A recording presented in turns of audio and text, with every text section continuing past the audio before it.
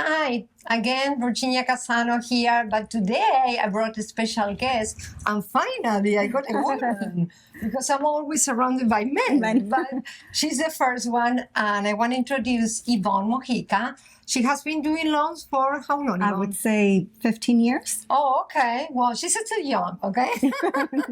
And she also works with her mom, so it's like a family business for some time already. Yes, we do. And also local, well, they just purchase their own commercial buildings. So instead of Downey, she's in Bellflower, Now, right? yes, we're now in Bellflower. Okay, well, today we're going to cover a different topic. Today we're going to specifically speak about commercial SBA loans that we already talked a little before when I met Martin, one of the owners in my office.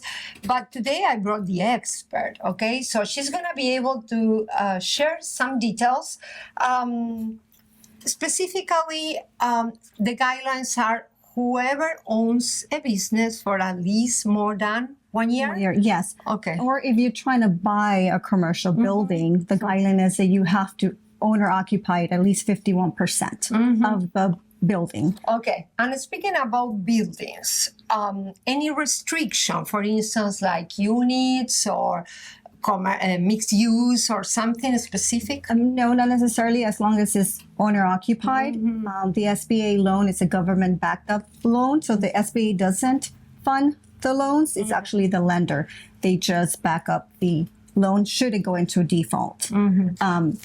Speaking about interest rate, because people think that because you're going to buy commercial, you have to pay like maybe a 15% interest rate. No, the SBA can go as low as 10% down payment. Okay. And speaking about the interest rate, people think that they need to pay a high rate, but it's not true. It's not true, no. The rates vary. It depends on the index of the day. So it would vary depending also on your FICO score and the whole criteria. Nowadays, now we speak about residential between a 6 and 7%. How much is the rate for a commercial? It depends on what type of financing you're going to get, if it's going to be the SBA 7A or the SBA 504.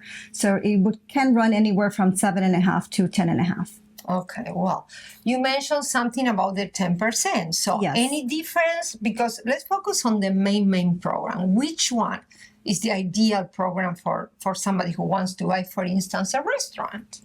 So the SBA 7A is the one with the lower rate. But their qualifications are a little bit more restrictive.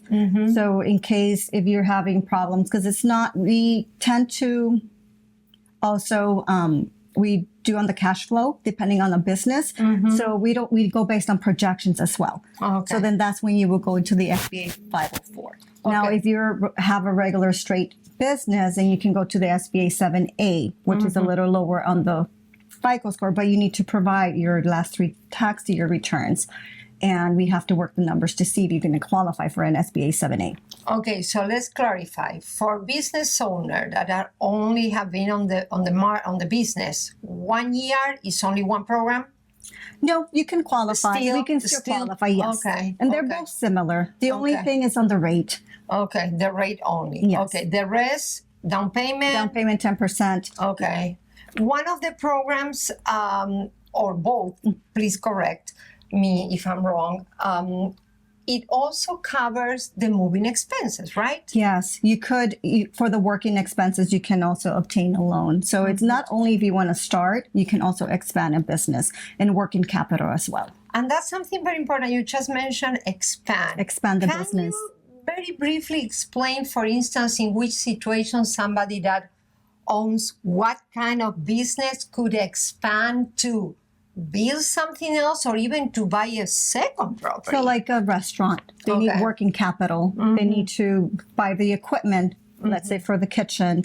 So you're expanding because you started off small and now you're moving to a bigger location and you want to expand or buying the lot next door. So that's when you can obtain an SBA loan. Okay. And if you already has been a business owner for some time and you own that particular property, does the government help you to buy another one, like to open a branch?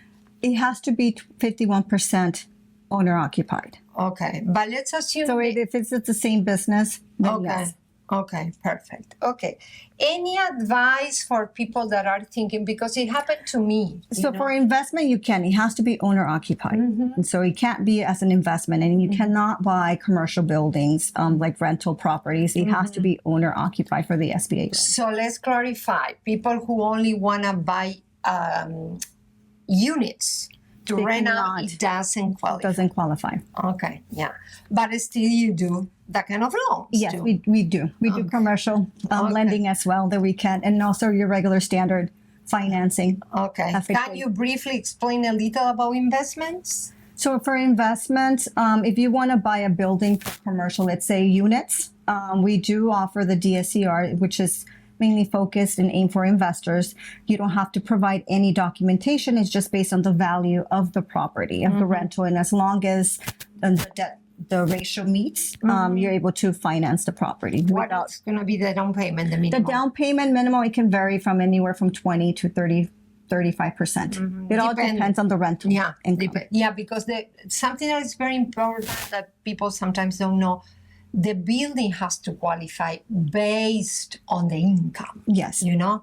On the commercial lending. There you go. Because some people think, no. It's just me as the borrower that I need to qualify. But no, whenever you buy 5 units or more, the building, the property has to qualify based on the income they have right now. Yes. And the projection, right? Yes. Depending on the market, okay?